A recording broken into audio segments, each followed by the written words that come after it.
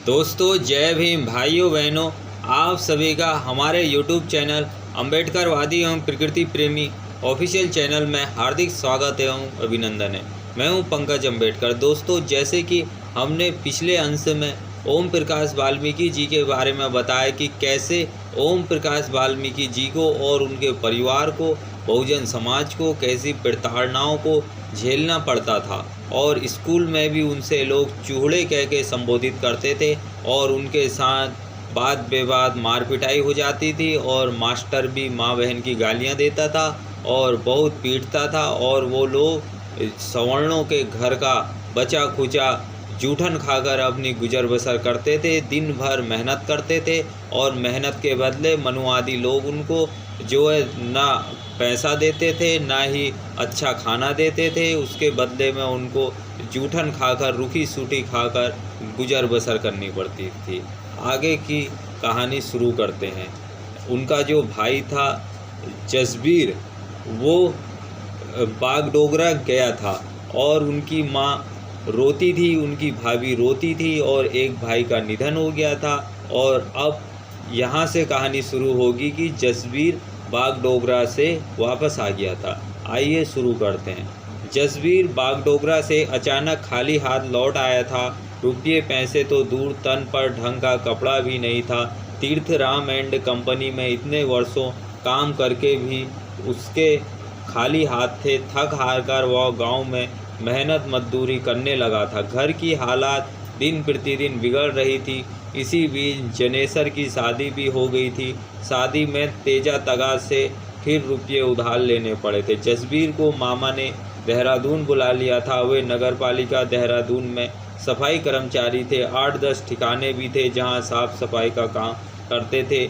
एक ही बेटा था सुरजन। शुरू में जसबीर मामा का काम करता था। बाद में सर्वे ऑफ इंडिया में उसे पक्की नौकरी मिल गई थी। तनख्वाह तो ज़्यादा नहीं थी, फिर भी कुछ स्थिरता बन गई थी। एक बधी बधाई आमदनी व्यक्ति को हौसला देती है, उसमें आत्मविश्वास पनपने लगता है। बरसात के दिन नरक से कम नहीं थे। गलियों में कीचड़ भर जाता था जिससे आना जाना कठिन हो जाता था। कीचड़ में सूअरों की गंदगी भरी रहती थी जो बारिश रुकने के बाद गंधियाने लगती थी। मक्खी मच्छर तो ऐसे पनपते थे जैसे टिड्डी दल। घर से बाहर निकलना दूभर हो जाता था। हाथ पैर गंदगी से भर जाते थे। पाँव में खारवे हो जाते थे। पैर की उंगलियों के बीच की जगह लाल लाल चकत्ते उभर जाते थे। उन खारवों में एक बार खुजली शुरू होती थी तो फिर रुकने का नाम ही नहीं लेती थी। महीनों रास्तों में कीचड़ और पानी भरा रहता था। पानी से निकलकर ही स्कूल जाना पड़ता था। हमारी इर्द गिर्द जोहड़ा ज़्यादा था। पानी गलियों में भर जाता था। बस्ती में एक कुआं था। चंदा इकट्ठा करके कुएं को पक्का बना लिया गया था। कुएं की जगत और मुडेर काफ़ी ऊंची थी।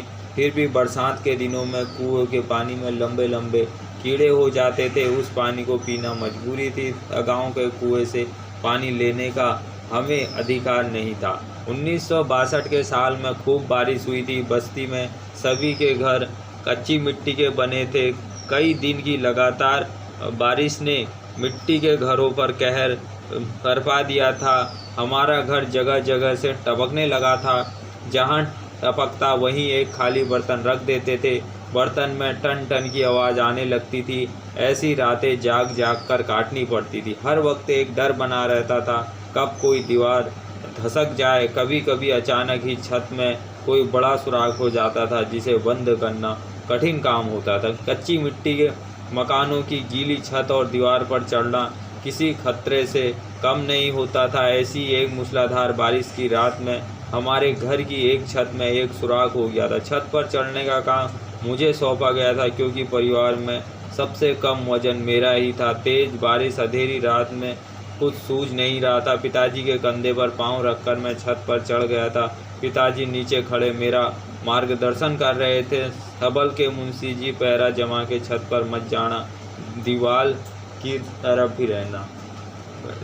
मेरे एक हाथ में बड़ा सा मिट्टी का ढेला था, दूसरे हाथ से सुराख को ढूंढ रहा था। अंधेरे में पिताजी लगातार बोल रहे थे, मुंशी जी मिला गड्ढा। आखिर सुराग ढूंढने में मैं सफल हो गया था। ढेला रखकर उसे बंद कर दिया था। सुराख बंद करके वापस लौटना मुश्किल हो गया था। तेज बारिश में आंखें खुल नहीं पा रही थी। पिताजी की आवाज़ का अंदाज करके मैं धीरे धीरे वापस आ रहा था कि अचानक पाँव फिसल गया। क्षण भर को लगा कि मैं हवा में हूँ, लेकिन उस अंधेरे में भी पिताजी की अनुभवी आंखों ने मुझे देख लिया था और मैं उनकी मजबूत पकड़ में आकर संभल गया था। मेरी चीख सुनकर माँ भी बाहर आ गई थी, लेकिन मुझे सुरक्षित देखकर आश्वस्त हो गई थी। मैं ठंड से कांप रहा था। मुझे कपड़े से पोंछकर माँ ने चूल्हे के पास बैठा दिया था। उस रात हमारी बैठक का एक हिस्सा गिर गया था। माँ और पिताजी एक पल के लिए भी नहीं सोए थे। बस्ती में कई मकान गिर गए थे और लोगों के चीखने चिल्लाने की आवाज़ें आ रही थी। पिताजी ने बाहर निकलकर ऊंची आवाज़ में पूछा था, मामू सब ठीक तो है? उधर से मामू की आवाज़ भी उतने ही ज़ोर से आई थी, ठीक है, पिछवाड़े की कोठरी गिर गई है। सुबह होते ही बस्ती में भगदड़ मच गई थी। हर कोई सुरक्षित जगह की खोज में निकल पड़ा था। बारिश अभी भी जारी थी। बचे खुचे मकान किसी भी समय गिर सकते थे। पिताजी सुबह होते ही तगांव की तरफ चले गए थे। वे जल्दी ही वापस लौट आए थे। आते ही बोले, जल्दी करो, मामराज की बैठक खुलवा दी है। मैंने जल्दी ज़रूरी चीज़ें समेट ली थी और हम लोग घर का सामान सिर पर रखे बारिश में भीगते हुए मामराज तगा की बैठक में आ गए थे। मामराज की बैठक बरसों से बंद पड़ी थी। उसका कोई इस्तेमाल नहीं होता था। दीवारों पर प्लास्टर तक उखड़ गया था, फिर भी वह पनाह सुरक्षित थी। मामता तगा की बैठक में हमने अभी सामान रखा भी नहीं था कि हमारे पीछे 30-40 जन और आ गए थे। बाकी लोग कहीं दूसरी जगह चले गए थे। देखते ही देखते बैठक भर गई थी। चारों तरफ सामान ही सामान पड़ा था। खाने के बर्तनों के साथ ज़रूरत भर की चीज़ें थी। बाकी सब वहीं छोड़ छाड़ कर आ गए थे। इतने लोग एक ही बैठक में समा गए थे। सबसे बड़ी समस्या थी चूल्हा जलाने की। ईंधन किसी के पास नहीं था। जो था वह बारिश में भीग गया था। तगांव के घरों से उबले मांग कर चूल्हे जलाए गए थे। बैठक में एक साथ 8-10 चूल्हे बन गए थे। चूल्हे क्या, बस 3 ईंटों को जोड़कर चूल्हा बन गया था। किसी को ईंट भी नहीं मिली थी तो ढूंढ ढांड कर पत्थर ही जुटा लिए थे। चूल्हों में उठते हुए धुओं ने बैठक का नक्शा ही बदल दिया था। उस धुएं में सांस लेना भी मुश्किल था। मर्दों की मंडली बैठक के बरामदे में जमी हुक्के गुड़गुड़ा रही थी। औरतें चूल्हों से जूझ रही थी। बच्चों की चीख पुकार ऐसी थी कि कुछ सुनाई ही नहीं पड़ रहा था। सांझ होते ही बैठक में अंधेरा गहरा गया था। दिया किसी के पास नहीं था, ना ही कहीं कोई ढबरी या लालटेन थी। चूल्हों में जलती उपलों की आग अंधेरे से लड़ने का असफल प्रयास कर रही थी।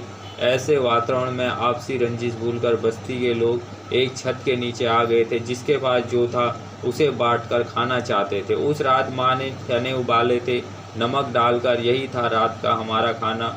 उस रात उन चनों में जो स्वाद था, जो संतुष्टि थी, वैसी संतुष्टि मुझे 5 सितारा होटलों में भी खाने के लिए नहीं मिली थी। उस रात किसी चूल्हे पर कोई सब्जी या दाल नहीं पकी थी। रोटी, प्याज और नमक, इससे आगे किसी के पास कुछ नहीं था।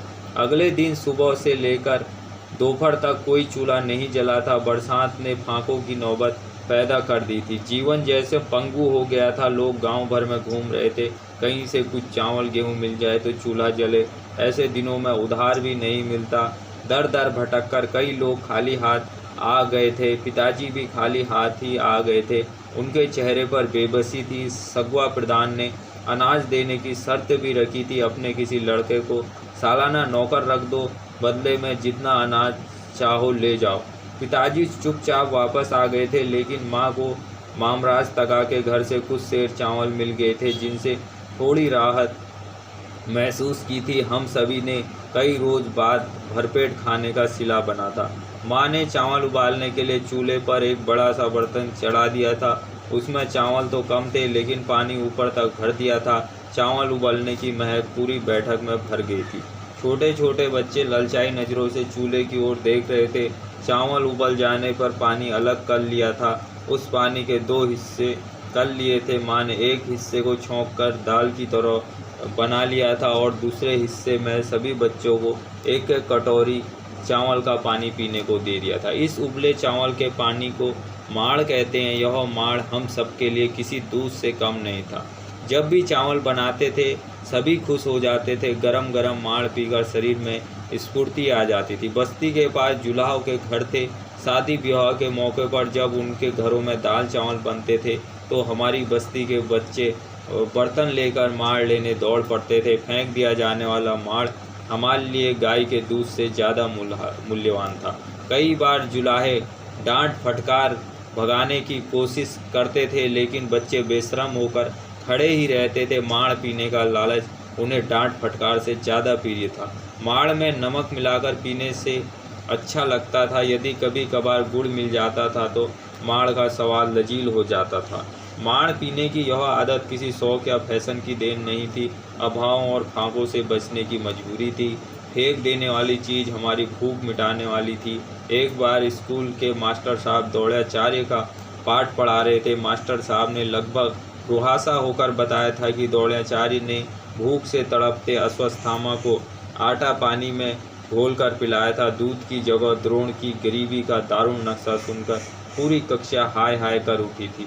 यह प्रसंग द्रोण की गरीबी को दर्शाने के लिए महाभारतकार व्यास ने रचा था। मैंने खड़ा होकर मास्टर साहब से एक सवाल पूछ लेने की धृष्टता की थी। अश्वत्थामा तो दूध की जगह आटे का घोल पिलाया गया और हमें चावल का माड़। फिर किसी भी महाकाव्य में हमारा जिक्र क्यों नहीं आया? किसी महाकवि ने हमारे जीवन पर एक भी शब्द क्यों नहीं लिखा? समूची कक्षा मेरा मुंह देखने लगी थी, जैसे मैंने कोई निरर्थक प्रश्न उठा दिया हो। मास्टर साहब चीख उठे थे, घोर कलयुग आ गया जो एक अछूत जबान चोरी कर रहा है। उस मास्टर ने मुझे मुर्गा बना दिया था। पढ़ाना छोड़कर बार बार मेरे चौड़े होने का उल्लेख कर रहा था। उसने शीशम की एक लंबी सी छड़ी किसी लड़के को लाने का आदेश दिया। चौड़े के तू द्रोणाचार्य से अपनी बराबरी करे है, ले तेरे ऊपर मैं महाकाव्य लिखूंगा। उसने मेरी पीठ पर सटाक सटाक छड़ी से महाकाव्य रच दिया था। वह महाकाव्य आज भी मेरी पीठ पर अंकित है। भूख और असहाय जीवन के घृणित क्षणों में सामंती सोच का यह महाकाव्य मेरी पीठ पर ही नहीं, मेरे मस्तिष्क के रेसे रेसे पर अंकित है। अश्वत्थामा के प्रतिशोध की ज्वाला मैंने अनेक बार अपने भीतर महसूस की है, जो मेरी बेचैनी को बढ़ा देती है। बरसों बरस चावल के माठ से बनी सब्जी खाकर अपने जीवन के अंधेरे तहखानों से बाहर आने का संघर्ष किया है। माड़ पी पी कर हमारे पेट फूल जाते थे, भूख मर जाती थी। यही गाय का दूध था हमारे लिए, यही था स्वादिष्ट भोजन भी, यही था दारुण जीवन जिसकी दुग्धता में झुलसकर जिस्म का रंग बदल गया था। साहित्य में नर्क की सिर्फ कल्पना है। हमारे लिए बरसात के दिन किसी नारकीय जीवन से कम ना थे। हमने इसे साकार रूप से जीते जी भोगा। ग्राम्य जीवन की यह दारुण व्यथा हिंदी के महाकवियों को छू भी नहीं सकी। कितनी विभत्स सच्चाई है यह। उस वर्ष बस्ती के ज़्यादातर मकान गिर गए थे, जिन्हें खड़ा करने में महीनों लग गए थे। कोई अनुदान, कोई सहायता कभी उस बस्ती तक नहीं आई। बस अपने हाथों की शक्ति पर भरोसा था सभी को। टूटे फूटे घर फिर से खड़े हो गए। हर वर्ष यह कहानी दोहरा ली जाती थी। बरसात के थपेड़े रह सके मकानों को भी जर्जर कर देते थे। मेरे परदादा का नाम जहरिया था। उनके 2 पुत्र थे, बड़े का नाम बुद्धू और छोटे का नाम कुंदन। बुद्ध के भी 2 ही बेटे थे, बड़े सुगन चंद्र और छोटे का नाम था छोटन लाल, यानी मेरे पिता। सुगन के सिर्फ एक बेटी थी जो रुड़की के पार पनियाले ब्याही थी। उनका पति घर जवाई बनकर रहता था। छोटन लाल के 5 लड़के, जो लड़कियां थी। सबसे छोटी लड़की सोमती 2-3 साल की थी, तभी गुजर गई थी। सुखबीर सबसे बड़े पुत्र थे। उसके बाद जगदी, जो 18 वर्ष की आयु में गुजर गए थे। उससे छोटे जसबीर, फिर जनेसर और उनसे छोटा ओम प्रकाश यानी मैं। भाइयों में सबसे छोटा, मुझसे छोटी माया। कुंदन के 3 पुत्र थे, मोलहड़, सोलहड़, श्यामलाल। 2 बेटियां थी, सबसे बड़ी का नाम छोटी और सबसे छोटी श्यामो। पिताजी और ताऊजी अलग अलग रहते थे।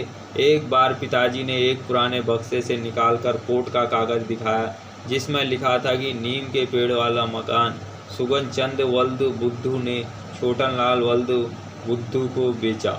नीचे गवाहों के दस्तखत थे तथा सरकारी मोहर लगी थी। यानी जिस मकान में हम रहते थे वह पिताजी ने सुगन ताऊ से खरीदा था। फिर पिताजी के हिस्से का मकान कहाँ गया, यह सवाल बार बार मेरे मन में उठता था, लेकिन पिताजी से पूछने की हिम्मत नहीं होती थी। माँ से पूछने पर पता चला कि जिस घर में ताई रहती है वह पिताजी के हिस्से में आया था, लेकिन उस पर ताई ने कब्जा कर लिया था। माँ और ताई में इसी बात को लेकर हमेशा रंजिश रही। पिताजी और ताऊजी की शक्लें परंपरा मिलती थी, एक सा कद काठी रंग मूछे, यहाँ तक कि चलना भी एक जैसा ही था। दोनों परिवारों की अनबन के बावजूद पिताजी और ताऊजी को कभी हमने लड़ते नहीं देखा। माया की शादी में दोनों परिवार एक बार फिर मिल गए। इस मिलाप में मैंने काफ़ी जोहदत की थी। दोनों परिवारों का यह मेल सुखद था। छोटी बुआ जी चुड़ियाले गांव में ब्याही थी। जब भी आती थी घर भरा भरा दिखता था। वे सबकी चहेती थी। पिताजी अपनी चचेरी बहनों पर जान छिड़कते थे। फूफाजी और पिताजी में बेहद घनिष्ठ रिश्ता था। पिताजी ने अपने चचेरे भाई बहनों को कभी अलग नहीं समझा। छोटी बुआ जी की शादी का खर्च पिताजी ने ही किया था। बाद में श्यामो बुआ जी के गौने का खर्च पिताजी ने ही किया था। पिताजी के चचेरे भाई मोल्हड़ का देहांत भी आकस्मिक ही हुआ था। उस समय उनकी उम्र रही होगी 20-22 वर्ष। शादी हो चुकी थी। पूरे परिवार में वही थे जो थोड़ा बहुत अक्षर ज्ञान रखते थे। उनकी कुछ किताबें कपड़े में लिपटी बैठक के आले में पड़ी हुई थी। आला काफ़ी ऊंचाई पर था। मैंने एक दिन किसी तरह आले से किताबें निकाल ली थी। उनमें उर्दू और हिंदी की कथा कहानियों की पुस्तकें थी। मैंने उर्दू की किताबों तो वापस रख दी थी, लेकिन हिंदी की पुस्तकें पढ़ डाली थी। एक रोज़ माँ को पता चल गया था। उसने वे तमाम किताबें मुझसे छीनकर कहीं छिपा दी थी। बहुत ढूंढने पर भी कभी नहीं मिली। माँ को डर था चाचा का भूत कहीं मुझे सताने ना लगे। दोस्तों, कैसे बहुजन समाज को मनुवादियों ने, सामंतवादियों ने गर्त में धकेला था। ओम प्रकाश वाल्मीकि जी की जीवन व्यथा में उसका सचित्र वर्णन किया गया है। जब वो मेहनत करते थे, मेहनत के बाद उनको मेहताना भी नहीं मिलता था और उनके घर बिल्कुल टूटी फूटी जीर्ण शीर्ण अवस्था में थे। और वहाँ देश आज़ाद होने के बाद भी सरकारी योजनाएं कभी आई नहीं और वहाँ की गलियाँ बहुत संकरी थी, जिसमें मनुवादी समाज की महिलाएं और पुरुष लैट्रिन कर जाती थी और उस लैट्रिन से होकर, उस पोटी पेशाब से होकर इन दलित समाज को, महादलित समाज को होकर गुजरना पड़ता था। और मिसकेयर की वजह से इनके बच्चे, इनके युवा भूख के वजह से, मिसकेयर के वजह से जवानी में ही मर जाते थे, अपना दुनिया को छोड़कर अलविदा कह जाते थे। दोस्तों, कैसे महादलित समाज ने, दलित समाज ने दुख दर्द तकलीफ़ उठाया, इसका वर्णन ओम प्रकाश वाल्मीकि जी ने अपनी व्यथा में किया है। आप हमारी वीडियो को ज़्यादा से ज़्यादा शेयर करें, जिससे कि हम ज़्यादा से ज़्यादा लोगों तक पहुंच सके और बहुजन साहित्य, दलित साहित्य और बाबा साहब का मिशन डोर टू डोर तक पहुंच सके। जय भीम, जय भारत, नमो बुद्धाय। हम अगले अंक में ओम प्रकाश वाल्मीकि जी की आगे की कहानी लेकर हाजिर होंगे। जय भीम।